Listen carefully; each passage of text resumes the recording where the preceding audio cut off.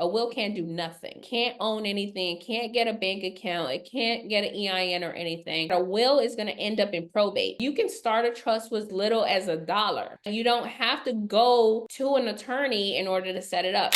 Hey, family. This is Che Willis coming back with another episode of Wealth is a Journey podcast. I have an esteemed guest that's going to help us get there faster and help us protect the M's once we get to them. We have Christina Yvette. Let's go, clap it up. Let's go. Christina, thank you so much for joining us. We definitely appreciate you. Christina, if you wouldn't mind, just go ahead and introduce yourself. Absolutely. Thank you so much for inviting me on the podcast. I'm so excited to be here today and just to drop some gems for the community. So my name is Christina Yvette. I am the brand founder of 7 Ways to Wealth. And in 7 Ways to Wealth, we teach people how to protect their assets, how to grow their wealth, and how to preserve it using trust entities. So a lot of people don't know about trust. They've heard little terms like trust fund baby. And so we teach them the tools that they need to actually create the generational wealth. Christina, what I want to know first is what was your first introduction to money, like growing up? That's a really good question. So with my family, I really had to figure it out on my own. They didn't really teach me any of the fundamentals that I needed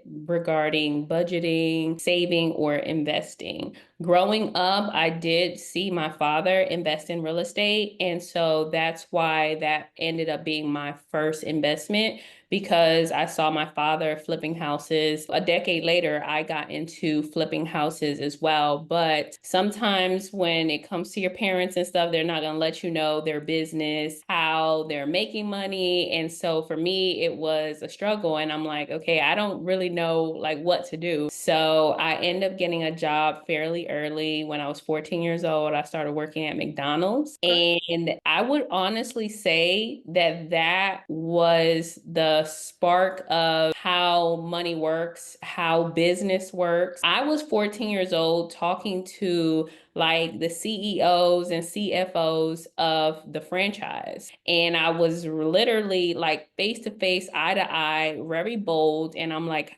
how do I get in? How do I become a franchisee? And so they was breaking it down to me. You need $500,000 and you also need to work inside of the business. So you got to work your way up. You need to know how to flip burgers. That was my first foundation as a teenager to see how is money made, how to run a business, and then later on, how money can actually make money for you if you put it in the right place.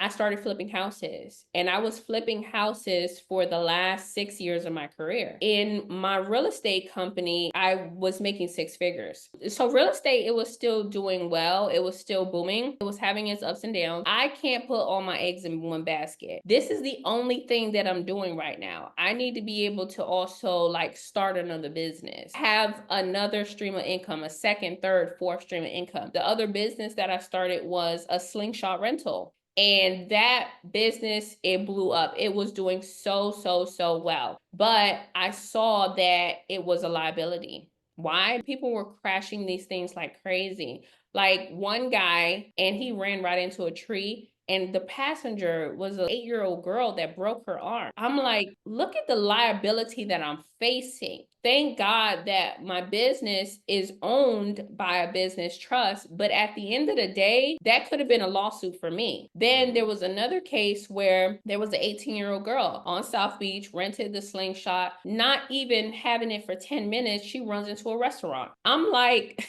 That's crazy. yes. Hold on, did she live? Before we start laughing, did Yes. she live? Yes, Okay, everybody cool. lived. Everybody lived. This girl, she's facing all of this stuff with the lawyers because of the people she hit. Like she hit like 4 cars, like totaled them, ran into a restaurant, all this stuff. And so she's like, oh, it's your fault. And I said, well, and why is it my fault? And she's like, because you didn't teach me how to drive it. I said, driving a slingshot is like driving a car. She's just going back and forth with me. The business did over 350K in the first year. Wow. It was phenomenal. But the stress, the anxiety, the headaches, the potential liability, the lawsuits, all this stuff, it wasn't worth it. You are a trust advisor. How did we transition from that to trust advisor? I have been a trustee for almost 10 years. What is a trustee for the lay people who don't know Okay, what a okay, trustee okay, is? okay. Awesome. Please. A trustee is a authorized representative for a trust. So a Okay. trust is an entity just like an LLC. And so with an LLC, you have an authorized member. So with a trust, you have a trustee, which is that person who's going to operate the trust, who's going to sign on behalf of the trust, who's going to do everything that the trust needs as far as managing the assets that have been placed in the trust. Okay, and then you were a trustee for, I'm assuming, your parent? No, for myself. I end up setting up a trust for my very first property. And my first property, remember I told you that the guy that I asked him to be my mentor, I had went to his boot camp. He talks about trust. So when we were at the boot camp, he was talking about trust. When I asked him to be my mentor, and now I'm in very close proximity with him, he's like, you need to put that property into a trust. And I'm like, what is a trust? And so he's the first person that I ever heard it from. I never heard it before. Then he tells me that all of his properties, and he had over 2,000 properties. He said all of his properties are in a trust. And my jaw is to the floor. I'm 25 years old, young, don't know nothing. So I'm like, wait a minute. Like, if you got 2,000 properties, if you my hard money lender and you got liquid capital like that, I'm going to follow what you say. So he just pointed me to the right direction. I set up my trust. I put that property into a trust. Okay. And every single property that I've ever owned from 2015 until now has been in a trust. Some people will say, okay, well, I have a will, I'm good. What is the difference between a will and a trust? If you can just kind of just break it down in the most elementary way, please. I love it. I love it. And that's how I teach. I teach in elementary. That's what they taught us as nurses. They're like, don't be using those big words. So when you are asking about a will, automatically, I always tell people this. A will is a wish list. So a will is your last will and testament where you're actually telling people how you want your estate to be split up. If you have children, who you want to care for them. If you also want to put any last medical directions in there, you can. So a will is a legal form. What ends up happening is when you transition, they'll go straight to the will for those instructions. The difference between a will and a trust is that a trust is an entity. A trust is just like an LLC, just like a corporation. A trust can own your asset. A trust will stand on its own, alone. So you and I, we're entities. We have names, we have socials, we can own things. A trust is seen separate from us. So it's seen right next to us as a separate entity. So it has a name, it has an EIN, it can own a bank account, it can build credit, it can do all of these things that we can do as humans. A will cannot do that. A will can't do nothing. Can't own anything, can't get a bank account, it can't get an EIN or anything. So that is the major difference.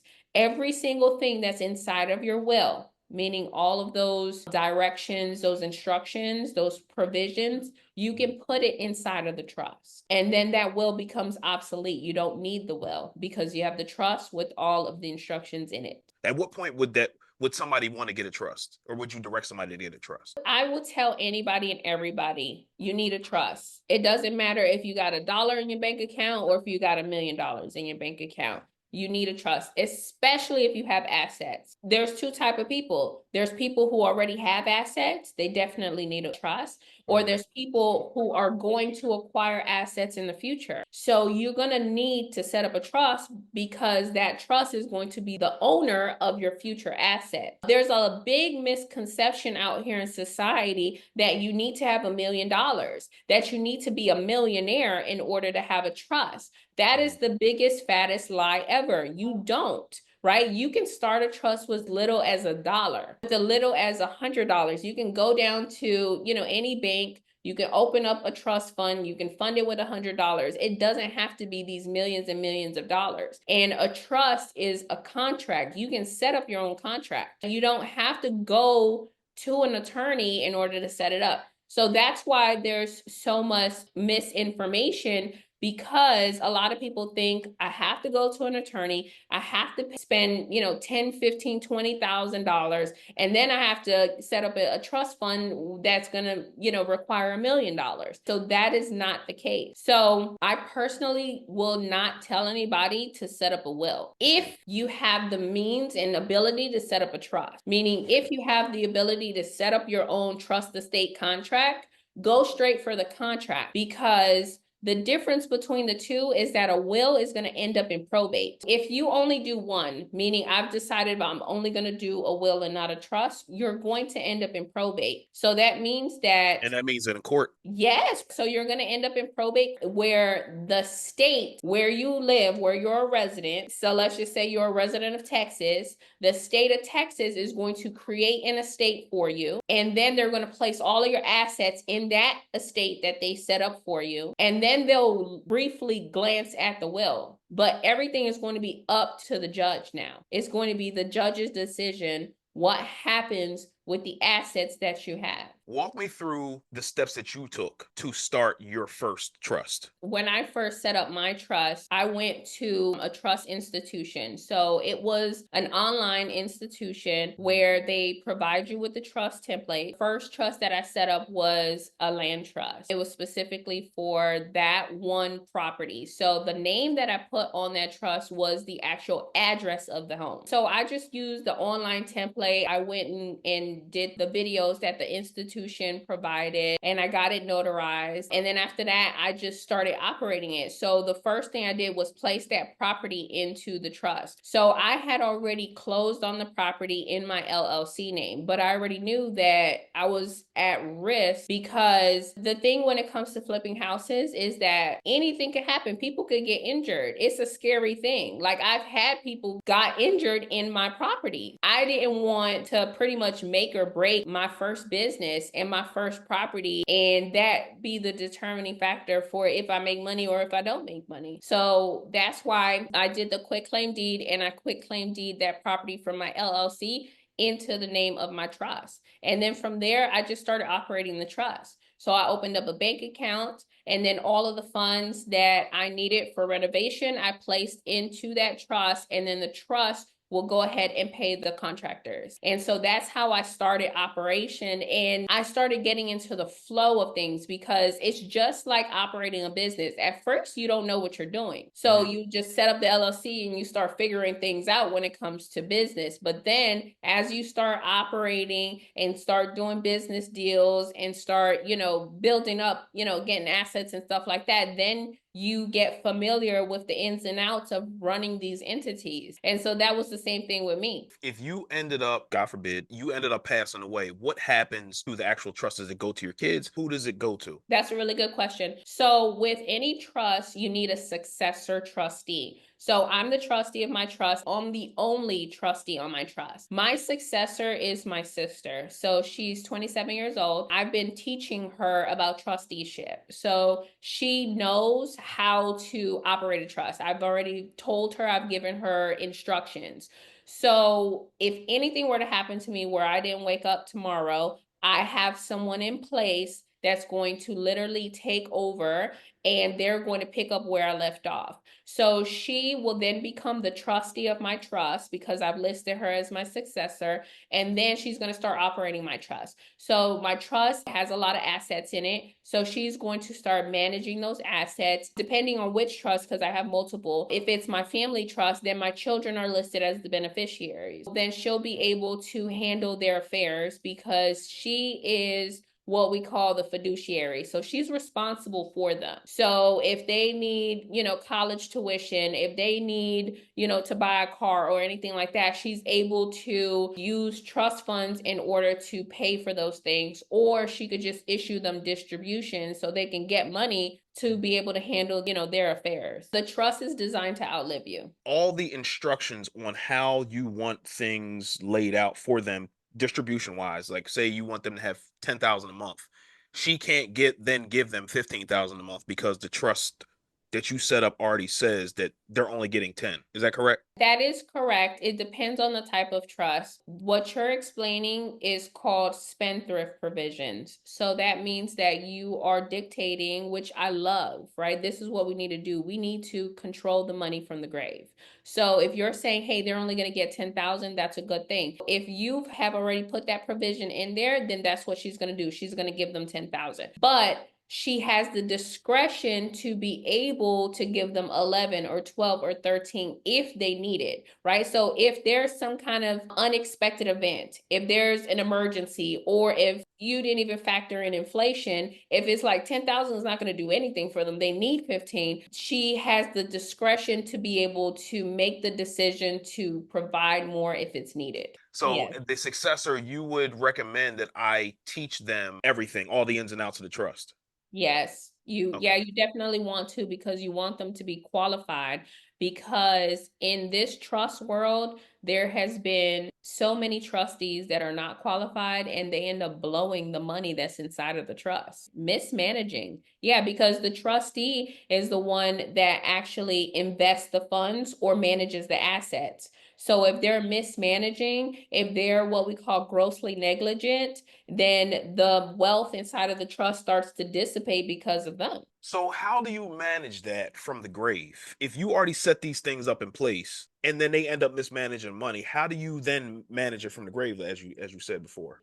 Inside of the trust, there are provisions in there that says that the trustee can be removed if they're grossly negligent, if they're drunk, if they have alternative lifestyle, right? If they are not doing what they're supposed to do, they can be removed and replaced with somebody else. So you want to take those actions early on versus later. Sure. Another position that a lot of people don't know about inside of a trust is a protector position. So the protector is an individual that is not related to the trustee and not related to the beneficiaries, right? And so Mhm. that individual is going to protect the beneficiaries in a sense from the trustee to make sure that the trustee doesn't do that. So the moment that the protector is getting some type of inclination that the trustee is not managing the trust efficiently and effectively, they can remove the trustee. That's definitely what you want. And Mhm. so, in order to avoid that, you definitely want to place a protector inside of your trust, but you want to do Sure. it like not now, right? I don't need a protector right now, today, because they're just going to be watching me and I know that I'm operating effectively. But 15 years when I'm ready to retire, then absolutely I'm going to want to appoint a protector. So the protector is kind of like a security guard. Yes. Yeah. Yes. Exactly. So Yeah. wait, so you're saying that they can remove you as well as the Yes. protector? That's Yes. crazy. Yeah, that's their job. I know. I was just watching a video, and inside of the video, they were asking Kanye West, "Do you need a board of directors?" He was like, "No way," because he knows that his board of directors could remove him. That's what I'm saying. So it's optional. So you're not going to want to put a protector right now, but in 20 years, when you're ready to go, you're going to want to put a protector to watch your successor. But A you're lot. saying that you can open one up for, less than $100 or about $100. I think that'll make a lot of people feel better about setting one up, especially if they have assets. Yeah, you want to protect your assets. You want to get a trust as soon as possible. It only costs a couple $100s in order to open up this trust. It depends on the bank that you go with, right? So Truist is $100, Wells Fargo, Chase, $500. Navy Federal, $300. So it just depends. That's the minimum that's required in order to open up that bank account. So that is what's considered a trust fund. So when you hear the terms for trust fund, they're talking about the bank account that's associated with the trust. But the trust is a contract. So that's a separate fee from actually setting up the contract. So you got to set up that contract. And so a lot of people are charging thousands of dollars to set up the contract, but you can create your own contract. I've seen a lot of people do it as well. So as a trust advisor, do you set up the trust or are you kind of like a broker, like kind of like a mortgage broker? You don't actually do the thing, you just point them in the right direction. That's a really good question. So I actually teach people how to set up their own trust. So So that's what I do. I have a program. It's called Wealthy Trustee. So I teach people how to create their own trust contract. We provide them with the templates and they have to customize it. So everyone has a different business. So if we're going to give you the templates for a business trust, you have to customize it specifically for your business, right? Your business is different from my business. Then we provide them with a second type of trust, which is an asset holding trust that's for their family. So that means that you're going to place the assets in there that has nothing to do with business. So that means you're going to place your primary residence in there, any jewelry that you have, cash money, your insurance policies, your cryptocurrency, stocks, bonds, all of those things. And you're going to list your children as the beneficiary of that type of trust. So your business is specifically only for business and investment. So that's where you're going to place your LLCs and your corporation. And then the last type of trust that we help them with is a nonprofit. So we strongly believe that you need a for-profit and a nonprofit if you want to play this game the right way. And save as much taxes as possible. So with the nonprofit, that's where you're going to do all of your, charitable or philanthropic endeavors, or you can do more education-based things, and it's exempt from federal income taxes. Those are the three trusts that we provide people with, the templates, and we teach them how to customize it.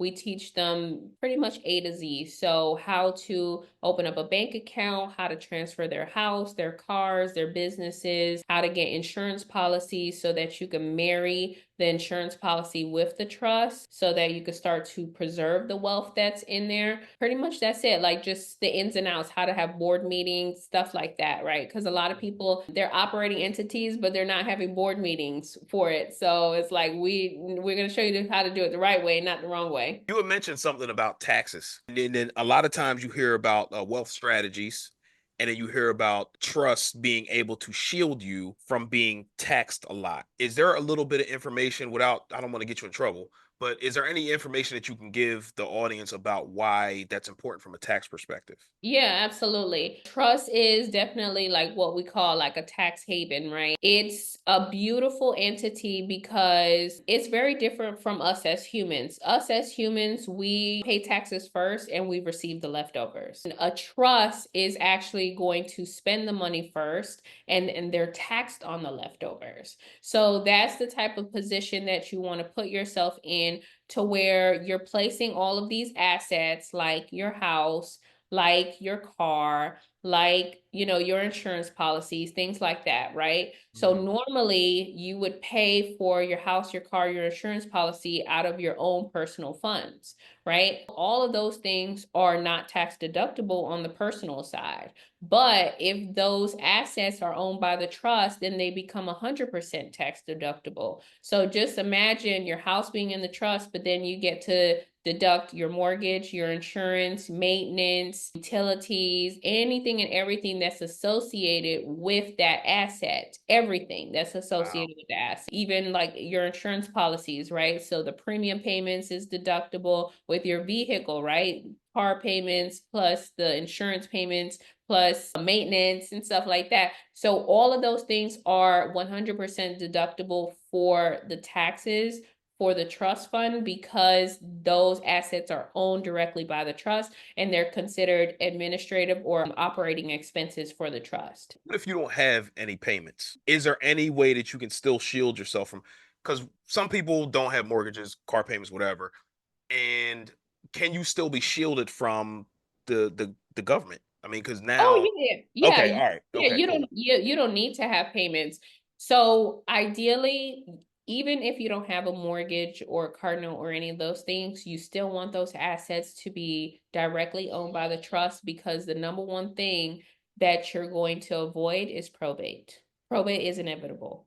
Mm, And a lot of our children, a lot of the next generation, our heirs, they're losing their inheritance mm. literally to the government. The government is taking away your house and auctioning off on the county steps. And we don't know that. We automatically in our mind think, my house is going to go directly to my son, when your son is never going to see that house. They're going to fight for months, even years, to keep mom's house, and then the judge is going to decide to sell it because they have to pay off Medicare, Medicaid, and the hospital bills that you didn't even know that you was going to rack up at the end. Let me just make sure I got all this. We get the trust. We get the what's your sister again, please? I'm sorry. Successor. Successor. We get the Yeah. successor. We get the bouncer or the security guard. Yeah, the Do we protector. need anything else to set this thing up? No, but your children are your beneficiaries. So Okay. your children are your beneficiaries. You also need a grantor, which is a person who's going to create the trust, right? So that could be you if you get a revocable trust, or if you get an irrevocable trust, then it can't be you. It has to be somebody else. What's the difference between the revocable and the irrevocable? That's a really good question. So with a revocable trust, the grantor and the trustee are the same person. Okay. So that So will be you. yes. So Okay. All right. I am the grantor and the trustee. So that means that the grantor has revocability. So that means that they can make changes to the trust. So they can make changes inside of the trust contract. They could remove the beneficiaries or the trustees. They could also put assets in and remove those assets out. And if they decided that they wanted to terminate the trust, they can terminate the trust at any point in time. Because the grantor and the trustee are the same person, creditors can come after the revocable trust. So the assets that you're placing inside of a revocable trust are not protected. So unfortunately, if the beneficiaries were to decide to contest the trust, then the trust could end up in probate. And that's definitely not what you want, because once it goes to court, they pierce through the trust. Anybody and everybody could see the contents of the trust. So that's what a revocable trust. So the irrevocable trust means that the grantor and the trustee are not the same person. They're two different individuals. And the grantor has what we call irrevocability. So that means that once they set up the trust, that's it. They have no power and no control over the trust. So they cannot make changes to the trust. They can't terminate the trust. They can't remove trustees or beneficiaries. And if they were to place assets in there, they can't pull those assets out. So if you are operating that type of trust, your assets are fully protected. So creditors for the grantor or the trustee cannot come after an irrevocable trust. It's very, very, very hard. And if they were to try and it was to end up in court, the judge would decide not to pierce through an irrevocable trust, which is definitely what you want, because that's the whole point of asset protection, is to get the best type of trust where your assets are fully protected. So with this type of trust, you want an irrevocable trust, but you don't want to be the grantor, because the grantor has no power and control. So you want to be the trustee. So you would say if it's a husband and wife, who would you say to be one or the other? Like if they're both your assets, one can't make a decision, but the other one can. Yeah, exactly. Yeah, so whoever doesn't want to control the asset anymore, they could be the grantor. Or you could choose someone that's not the husband and wife. So you could choose like a sibling or a parent. Usually those are good options. But working with you would be able to walk somebody through who to pick based on whatever their current situation is. Absolutely. This has been awesome. Yes, I This is agree. this has So, been awesome. so This is awesome. good. Yes, this is good. I feel like there's so much more we could talk about, but I know your time is valuable. Appreciate the wealth of information you've given me and the audience. But if you wouldn't mind, if you have a website, if IG or anything like that, if Yeah, absolutely. So the brand is Seven Ways to Wealth. So you could definitely Google us. It's the number 7 ways to wealth. And the website is wealthytrustee.com. And you could definitely visit us on social media. So we're definitely on YouTube. So if you want to learn a little bit more, because we only had an hour here, then go to our YouTube channel, 7 Ways to Wealth. And then you can, dive into some educational videos that we have over there. And then on social media, you can find me at I am Christina Yvette. Thank you so much.